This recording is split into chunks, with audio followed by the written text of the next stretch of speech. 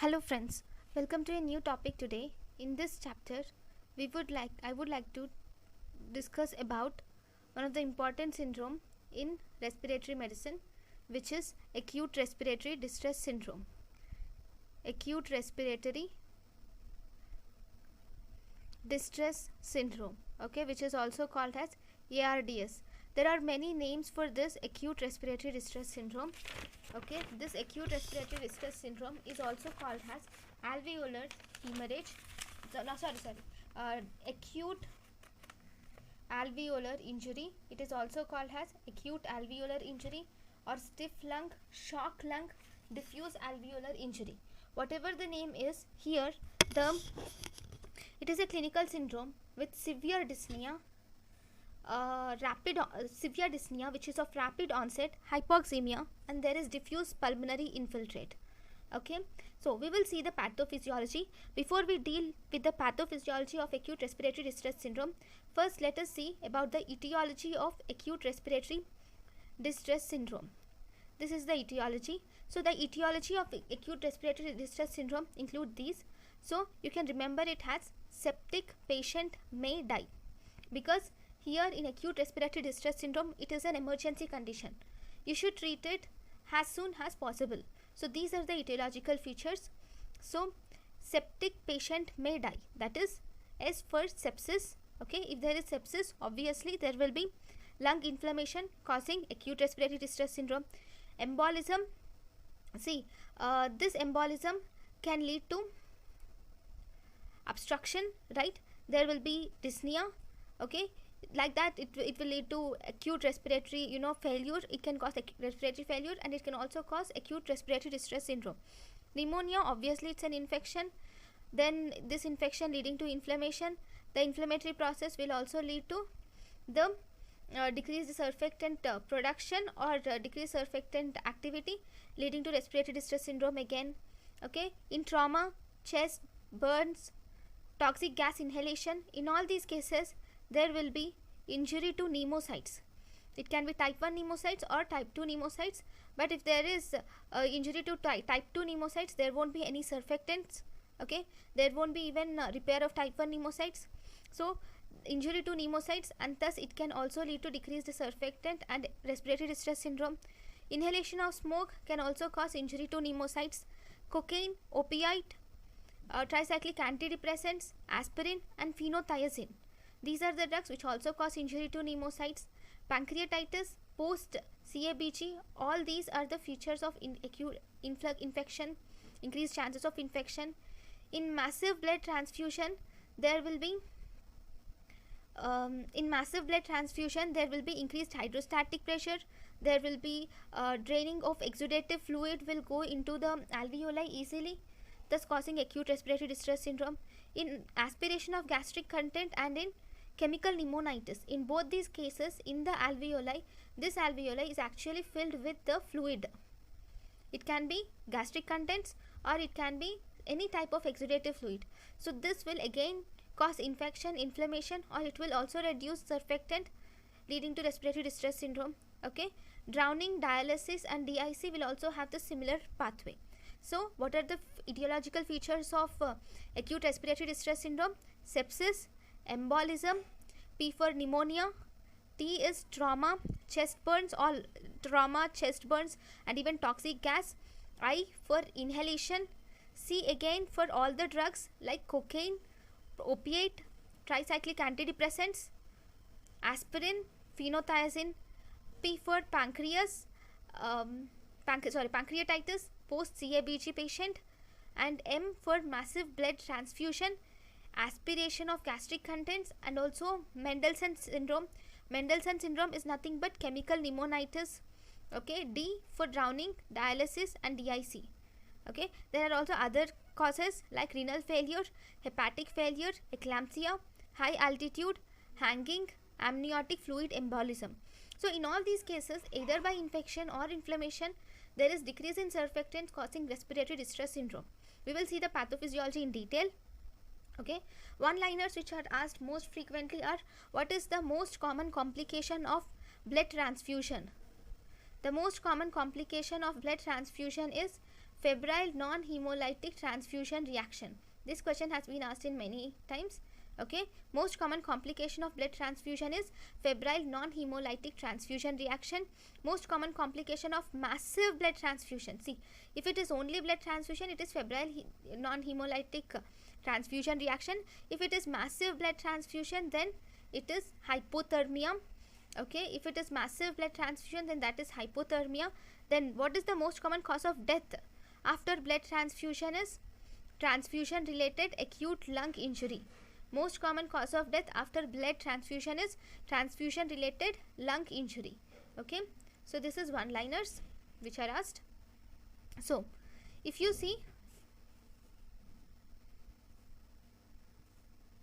yeah, so this is the normal surfactant production. This picture tells you how normally the surfactant is produced. See, this is the capillary, this is the type 1 pneumocite here, this is type 2 pneumocite. So where is the surfactant actually produced? It is produced in type 2 pneumocytes, right? So this is type 1 pneumocyte and this is type 2. See this one, this is type 1 pneumocyte and this is type 2 pneumocyte. So surfactant is produced in type 2 pneumocyte. Well, how is surfactant? Actually, what is surfactant? Surfactant is phosphatidylcholine. Okay, so phosphatidylcholine is nothing but lecithin. So how is this phosphatidylcholine produced? So for this, glucose enters from the capillaries into the type 2 pneumocyte. Free fatty acids, cholesterol also enters the type 2 pneumocytes. So once they enter, you know, glucose, with the help of glucose and fatty acids, phosphatidic acid is produced. This will combine with choline to form phosphatidylcholine or lecithin. Okay, along with this, dipalmitoyl phosphatidylcholine is formed, phosphatidylglycerol and phosphatidylinositol is formed.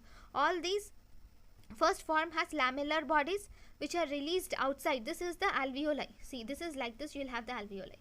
Okay, all these are released into the alveoli as surfactant. So this is the surfactant which will provide surface tension to the alveolar membrane, so that there will be, so to this alveolar membrane it provides the surface tension. Okay, so that there will be proper gas exchange and there won't be collapse of the, it prevents the collapse of the alveoli. Okay, that is about surfactant. Now see, this is type 1 pneumocyte, this is type 2 pneumocyte. In the size, if you see, type 1 pneumocyte are smaller, okay, are longer actually in size, whereas type 2 are smaller in size. Okay, so this is the alveoli. First, now let us learn about the pathophysiology of this acute respiratory distress syndrome. So this acute respiratory distress syndrome is divided into 3 phases. Okay, the first phase we have something called as exudative phase. Then second we have proliferative phase, and third we have fibrotic phase. Exudative phase is for 1 to 7 days, whereas proliferative phase is for 7 to 21 days, and fibrotic phase is after 21 days. Okay, these numbers are very important. Exudative phase is 1 to 7 days, proliferative phase is 7 to 21 days, whereas fibrotic phase is more than 21 days. Okay, so first we will see a few points about exudative phase. Okay, it is 1 to 7 days. Now what is important in exudative phases? So actually what happens, I'll just explain you plainly and then I'll explain this picture. So if you see the most common cell, if this is the question, what is the most common cell involved in this exudative phase? It is pneumocyte, definitely. Which pneumocyte is involved? That is type 1 pneumocyte is involved in this acute respiratory distress syndrome. Okay, so there will be this type 1 pneumocyte which we are seeing, okay, in the alveoli. This gets destroyed. Okay, once this type 1 pneumocyte is destroyed, then you will have small actually not type 1 pneumocyte is not primarily destroyed. Primarily what happens is, see, in the beginning this is the pneumocytes, right? In between the pneumocytes you will have tight junctions which are seen between the pneumocytes. These tight junctions are lost first. Once there is loss of these tight junctions, you will see small holes which occur in the alveoli, because these tight junctions are lost. Between the pneumocytes you will see small holes which occur. So through these holes there will be leakage of fluid. Okay, leakage of exudate, which contains edema fluid, okay, inflammatory cells and everything, and they will accumulate in the alveoli. Okay, once they accumulate in the alveoli, the hyaline membrane which is there, that will degrade, and that hyaline membrane will form a wall like structure. So if this is the alveoli, inside the alveoli the hyaline membrane which is there, okay, which is actually lining the alveoli, that gets degraded, and it leads to the formation of whorl type structures.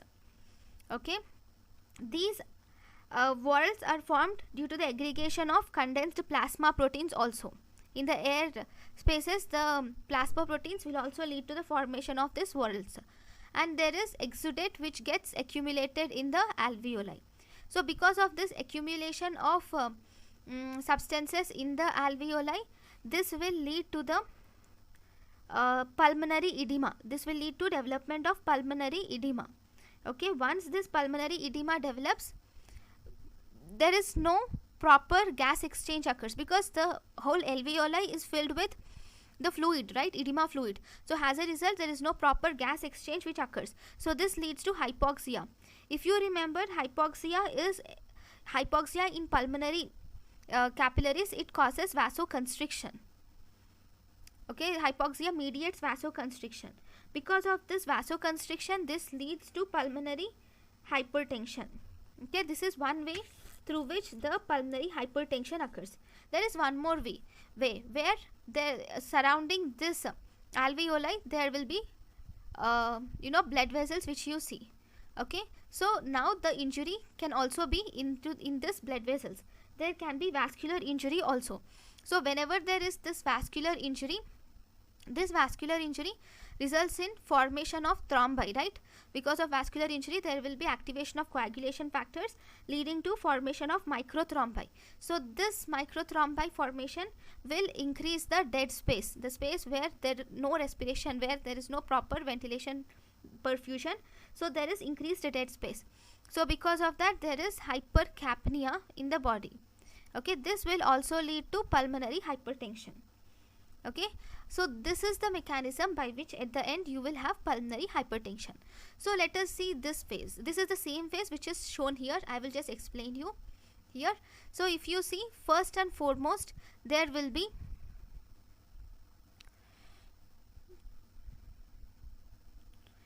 here there will be injury. First and foremost, there will be injury. The injury here is bacteria and viruses. Okay, these bacteria and viruses activate injury, they cause injury, and because of this injury, first the macrophages are activated, and these macrophages and T cell reaction occurs. Okay, so because of this T cell reaction, the surfactant which is there, this is not actively produced. Okay, because this surfactant is not actively produced and there is apoptosis of these cells. Okay, so there is damage to basement membrane also. And because of the damage to basement membrane, see, there is loss of these tight junctions, and because of the loss of these tight junctions, the fluid which is in the blood, the interstitial fluid, will enter into the alveoli. See, this part of alveoli which is exudative phase, you will see filling of alveoli with fluid, protein rich edema fluid, right? And along with that, there will be many these lymphocytes, also lymphocytes and eosinophils, all the inflammatory mediators also enter into the alveoli, thus causing exudative phase. So this is exudative phase which you see. Okay, so this is the hyaline membrane formation is seen here. Okay, this is inactivated surfactant. So this is the pathophysiology of this exudative phase. Then after the exudative phase, the next phase is called as proliferative phase. See, this proliferative phase, it occurs from 7 to 21 days. So this proliferative phase occurs from 7 to 21 days, and it mostly recovers completely. So here, if you see here, what happens, there is resolution. This is proliferative phase. So there is resolution occurs here. The first sign of resolution is through, this picture is not good, just leave it off.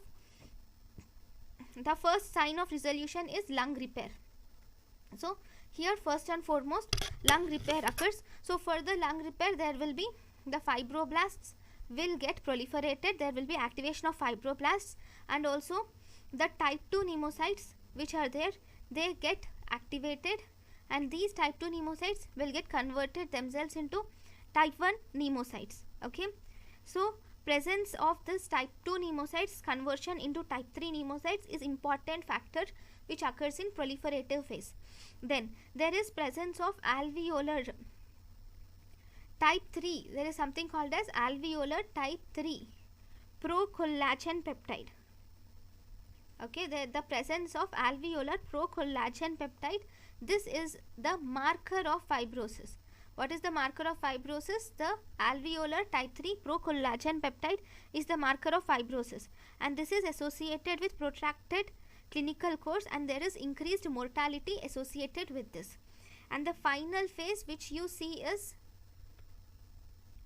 okay, the final phase which you see here is 1 minute. I'll just put it down. Okay, the final phase which you see here is fibrotic phase. This is the final phase which occurs after 21 days. After 21 days there will be fibrotic phase. So what are you going to see in this fibrotic phase? As the name says, there will be fibrosis of the alveoli, and the lung undergoes fibrosis, and this will lead to honeycombing. So there will be fibrosis where there will be both interstitial. See, you will have the this is the alveoli, right? The portion in between the alveoli is called as interstitium. This part, okay, this part is called as interstitium. Okay, and this is the alveoli. Okay, there will be fibrosis which is seen both in the interstitium and the alveoli. Both this undergoes fibrosis. So there is interstitial and alveolar fibrosis. Okay, and because of that there will be formation of stiff lung. Because of fibrosis, what happens? The lung becomes stiffened, and it is called as stiff lung. And there will also be pulmonary hypertension which develops at the end of this fibrosis. Okay, this is fibrotic phase. So let us see the how the histological picture shows. This is the diagram which I have drawn. So if you see, this alveoli has been collapsed, it undergoes atelectasis, okay, alternating with a dilated alveoli. One alveoli will be dilated, one alveoli will be collapsed. If you see the pulmonary pneumocytes, actually the pneumocytes should look something like this, right? But here the pneumocytes have been collapsed and thickened. They are actually necrosed.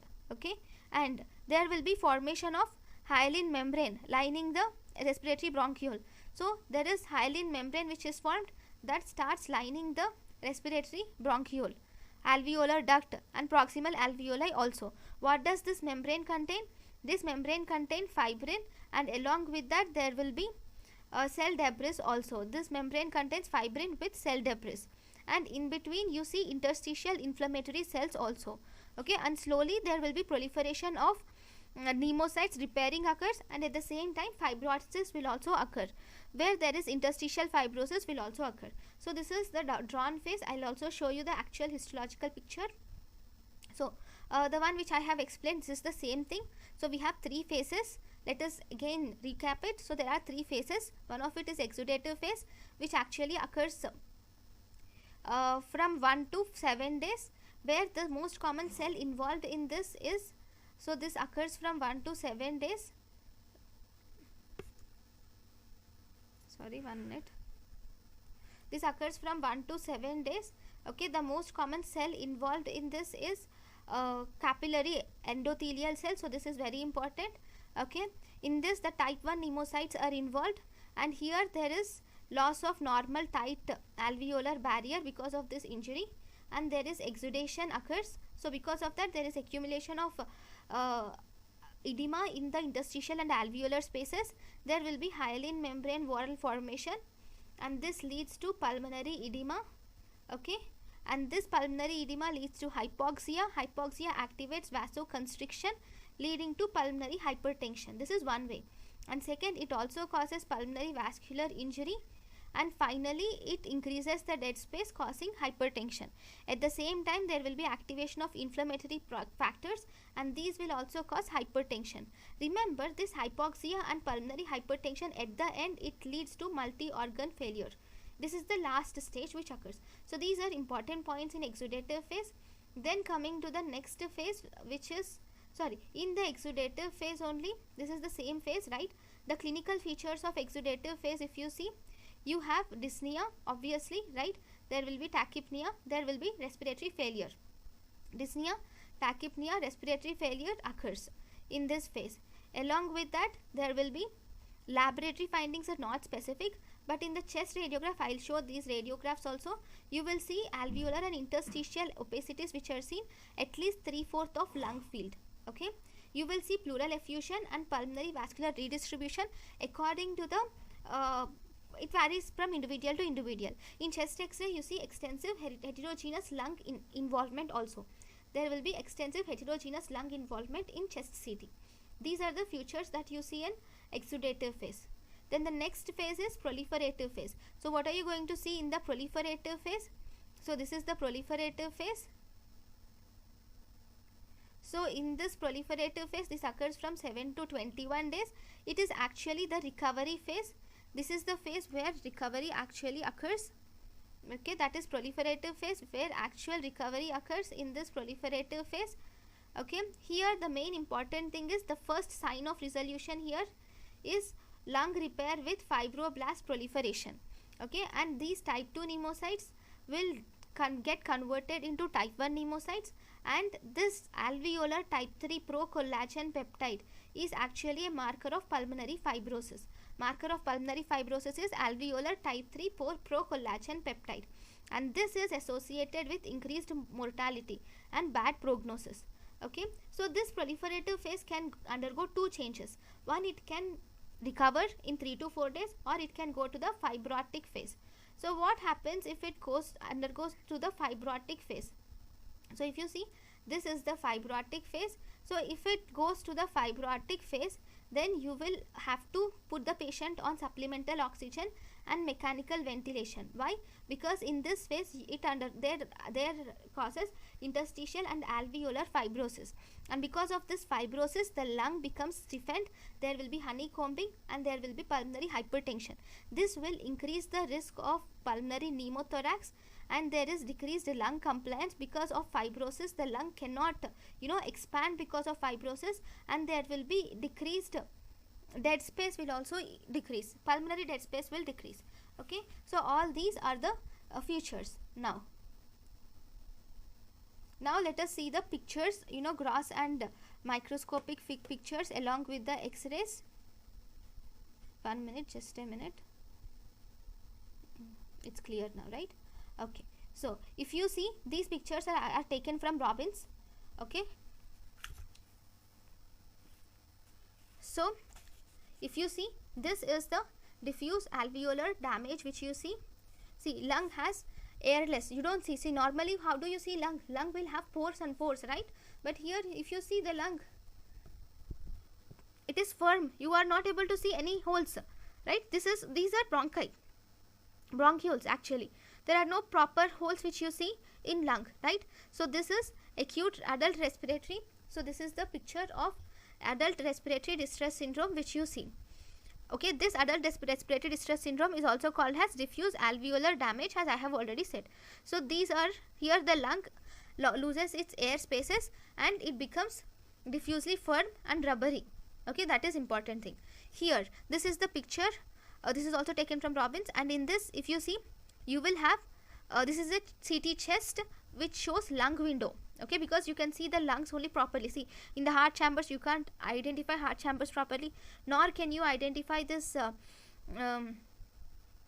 bones, right? You are only able to identify the lung properly. So this is lung window. So in this phase, if you see bilateral ground glass opacifications, okay, of the lung parenchyma. So these are the ground glass opacifications. So if you see, these are the ground glass opacifications which you are going to see here. Okay, so this is CT scan. Now then you have diffuse alveolar damage which you are seeing here. So what are you going to see here? See, I'll just show you here. Okay, yeah, in this, what is happening here is, you see here there are lots of RBCs.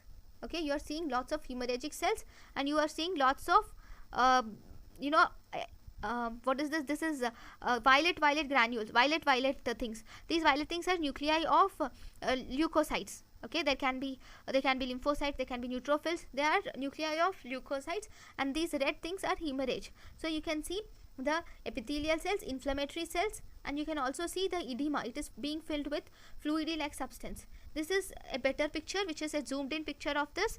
Here these are the blood spaces. See, what is this? This is a blood vessel, right? And all these are inflammations. All these, if you see, these are inflammatory cells. These are normally not present in lungs, but this is inflammatory cells. See here, this membrane, this is hyaline membrane. Here also, this is also a hyaline membrane.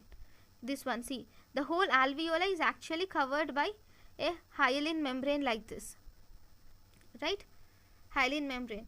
And you can see the inflammatory exudates. These are the inflammatory exudates which you can see. Okay, so I'm just removing this. You can watch this properly.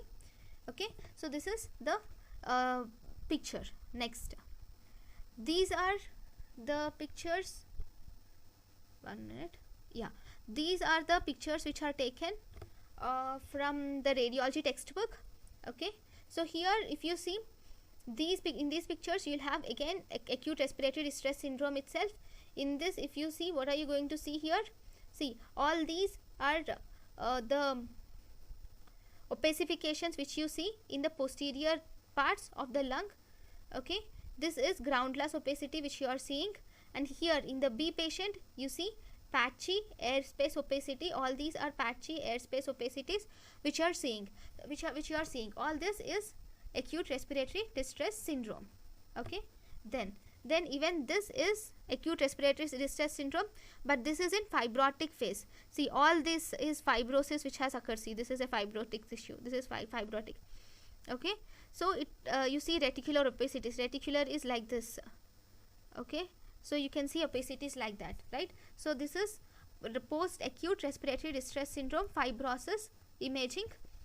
Okay, now the next thing. Okay, so once we have learned about the pathogenesis and everything, we have seen the pathogenesis, we have even seen the pathology images. Now let us learn about diagnostic criteria. So the important diagnostic criteria of acute respiratory distress syndrome, it is abbreviated by acute respiratory distress syndrome only, ARDS. So what is A? A is acute onset, that is the onset is within 1 week. R is reduced ratio, where acute lung injury. So this reduced ratio is we take partial pressure of oxygen by FiO2, has important ratio. So in acute lung injury, partial pressure of oxygen by FiO2, if it is less than 300 millimeters of Hg, then we call it as acute lung injury. If it is less than 200 millimeters of Hg, then we will call it as acute respiratory distress syndrome. This is very important. Okay, when will you call it as acute lung injury? If partial pressure of oxygen by FiO2 value is less than 300 millimeters of Hg, then you call it as acute lung injury. If partial pressure of oxygen by FiO2 value is less than 200, then you call it as acute respiratory distress syndrome. And as I have already shown you, there is bilateral in the chest x-ray, whenever there is bilateral interstitial infiltrate on the chest x-ray, then also you will call it as acute respiratory distress syndrome. And you will have to measure this Swan's gas catheter. Okay, if you measure the Swan gas catheter, and if you have found out that pulmonary capillary wedge pressure here is less than 18 millimeters of Hg, or there is no evidence of increased left atrial pressure, then you can call it as acute respiratory distress syndrome. This is very important. So acute onset, reduced ratio, but diffuse bilaterally, alveolar infiltrate, or Swan's gas catheter. So all these we call it as diagnostic criteria for acute respiratory distress syndrome. Now pathology, I have already told you the pathology. It is the same thing. See, we have first and foremost what is happening here is there is increased capillary permeability. Because of this, there is formation of exudates. Okay, because of alveolar permeability, there is exudates formation, and this exudate will lead to the accumulation of proteinaceous material. There is alveolar damage also. All these will increase the surfactant, and there is type 2 damage, pneumocytes damage, and type 1 pneumocytes are also get damaged. So type 2 pneumocytes replace the type 1 pneumocytes. At the end, there is fibrosis leading to stiff lung. So because there is stiff lung, what happens is the lung cannot is not properly utilized in ventilation, right? So because of that, there is hypoxia. So what is hypoxia? There is decreased oxygen. So whenever there is decreased oxygen, you have two things. In the carotid arch, you have something called as in the aortic arch. So this is aortic arch, right? In the aortic arch, there is something called as aortic body, and also in the carotid, at the bifurcation of external and internal carotid, in the common carotid artery also, there is carotid bodies. So these decreased in oxygen will stimulate this carotid body, and it will also stimulate the aortic arch. So what does these both do? These both will in turn stimulate the respiratory centers which are present in the medulla. So they are present in the medulla. In the medulla, the respiratory centers are activated. These respiratory centers will increase the respiratory rate. So once there is increased the respiratory rate, the carbon dioxide which has been accumulated in our body, that becomes washed out, and that leads to hypocapnia. So this is how the pathophysiology goes on. Then these are the synonyms. I have already dealt with them. There is shock lung, stiff lung, and diffuse alveolar injury and acute alveolar injury. Okay, so when you do ABG, what happens? So ABG is nothing but partial pressure of oxygen and partial pressure of carbon dioxide. The answer is here itself. See, I have already told you there will be hypoxia, right? So because there is hypoxia, there is decreased oxygen. Okay, and here there is carbon dioxide washout, there is decreased carbon dioxide. So what does ABG shows? Obviously decreased oxygen and decreased carbon dioxide. And what is this called? This is type 1 respiratory failure. Okay, so X-ray I have already shown. Everything will be normal. Normal cardiothoracic ratio, normal claustrophrenic angle.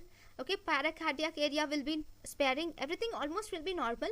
The only thing is you will see those opicities and everything. Okay, now how are you going to treat it? Treatment is very important. See, especially in stage 3, in phase 3, we require mechanical ventilation. Okay, this treatment is from Harrison. Okay, 18th edition. No, 19th edition Harrison. The recent edition, you'll have to check.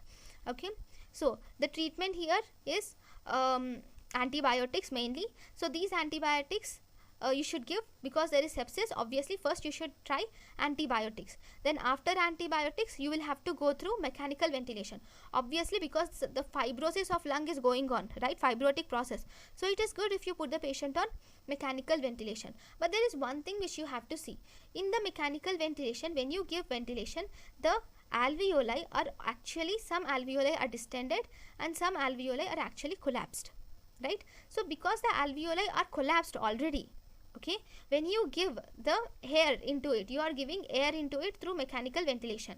Think that you are giving 500 ml of air, tidal volume is 500 ml, you are giving 500 ml, or you are calculated based on the weight of the individual and you have given that amount of air. Okay, already the alveoli are actually lined by type 1 and type 2 pneumocytes, right? Here already the lung, alveoli are damaged, right? These pneumocytes already they have been damaged, and there is already injury, there is tight junction loss, and exudate is actually coming inside. So you are giving the air through this pathway, you are actually giving air, increased air. So when you are giving air, this alveoli does not have the strength to withstand that air which you are giving, that huge amount of air with higher pressure which comes, that cannot withstand, the alveoli cannot withstand it. So because the alveoli cannot withstand the air that you are giving, this will result in the injury of alveoli. Now the lung injury is not occurring due to sepsis, it is not occurring due to acute respiratory distress syndrome. But why is it occurring? It is occurring because of the ventilation which you are giving. Okay, that is called as ventilation associated lung injury. So one thing which you have to remember is, whenever you are giving mechanical ventilation, you will always have to think about the ventilation associated injury which can occur, especially in these patients. So in such situations, what you have to do is, there is one thing which is called as low tidal ventilation. So you can give this low tidal ventilation to these patients. So in these low tidal ventilation, we will calculate the tidal value, we will calculate the tidal volume least, so that it is around 6 milligrams per kg of predicted body weight. Okay, so this will protect or prevent the ventilation associated lung injury. Okay, so this is one thing which you have to remember. Then what is this? You will also have to, what do you have to put it? You will have to put this positive end expiratory pressure. You will have to check or put this positive end expiratory pressure in such a way that FiO2 is minimum and partial pressure of oxygen is maximum. Okay, you should minimize the FiO2 and you should maximize the partial pressure of oxygen. Okay, next, that is the strategy which you have to follow. Okay, that is low tidal volume mechanical ventilation is followed here. There are other strategies which are also tried, but these are not useful. These are not found to be useful in many studies which were done. You can do high frequency ventilation, but this is not found to be effective. Similarly, surfactant therapy has been found not effective. Partial liquid ventilation with fluorocarbon is also found, but this is also not found to be effective. Lung replacement therapies with extracorporeal membrane oxygenation has been found to be beneficial. Among all these, this is the only thing which was found to be beneficial, but this was not, the best method too. Okay, now you will have to do fluid management also. Actually, you should decrease the pulmonary edema which is going on. So as a result, you should give these diuretics in order to decrease the pulmonary edema. Okay, then glucocorticoid usage is controversial. We are not sure about the usage of glucocorticoid therapy. Okay, so this Harrison will also is also mentioning about these therapies which are called as evidence-based therapy recommendations. Okay, based on the evidence, one can use these therapies. Okay, they are low volume, low tidal volume. Okay, this is recommended right now and it has strong clinical evidence. You will have to minimize the left atrial pressure. This is also recommended therapy, but the data is not conclusive. Then high partial end expiratory pressure or open lung prone position or using recruitment maneuvers or extracorporeal membrane oxygenation. All these do not have proper evidence. We do not know. They have intermediate evidence. And high frequency ventilation, glucocorticoid, surfactant therapy, all these are not recommended at all right now. Okay, these are not recommended. These have intermediate evidence. These have the highest, best evidence is low tidal volume according to the textbook of Harrison. Now, this prognosis, in the prognosis, if you see, this prognosis is intermediate. Actually, what are the worst prognostic factors? Whenever there is advancing age, pre-existing organ dysfunction and increased APACHE 3 scores. Advancing age, pre-existing organ dysfunction and increasing APACHE 3 scores are the worst prognosis. Okay, and severity of injury of the lung depends upon level of PEEP also, and alveolar infiltrates. Definitely, if there are increased alveolar infiltrates, obviously there is increased lung injury. If there is increased lung injury, obviously there is increased or worst prognosis for recovery of acute respiratory distress syndrome. The final thing is about complications. See, complications can be, as I have said, the problem is not only just because of this acute respiratory distress syndrome, but the problem is also due to the treatment with mechanical ventilation. As I have already said, this problem will lead to ventilation associated pneumonia. Okay, we have already seen that, and in the ICU related complications are also there. What are these ICU related complications and why does the patient suffer from it?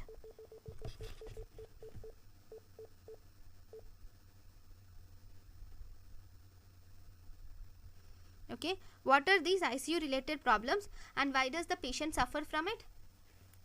It's almost similar. See, because in the what actually happens here is, in ICUs, the patient is in a room with on the bed, right? He is mostly sleeping. So because he is sleeping for most of the time, okay, he is immobile for most of the time. So as a result, there is increased propensity of developing thrombosis in his blood vessels. So there is increased propensity to DVT, deep vein thrombosis, and along with that he has lots of lines, IV lines, catheters, urinary catheter, intravenous catheters. Okay, sometimes you will have to put him on mechanical ventilation, tracheostomize him. So you can do anything. Okay, he might be with any complications. So because of that, all the catheters, all the tubes which you put inside the body are actually foreign bodies. So as a result, all these results in catheter related infections. Similarly, because he is in the ICU and he has stress, this stress will activate production of HCl in the stomach, and this leads to curling ulcers in the stomach. Okay, which leads to again GI bleeding. And long standing patients, if you remember in psychology, you see a syndrome which is called as delirium, you see in long standing patients. So this delirium is also seen in these patients. So this is important thing about the acute respiratory distress syndrome. So thank you guys for watching my lecture. I know it is a long lecture, but everything about acute respiratory distress syndrome has been covered. Thank you for watching my lecture. Thank you.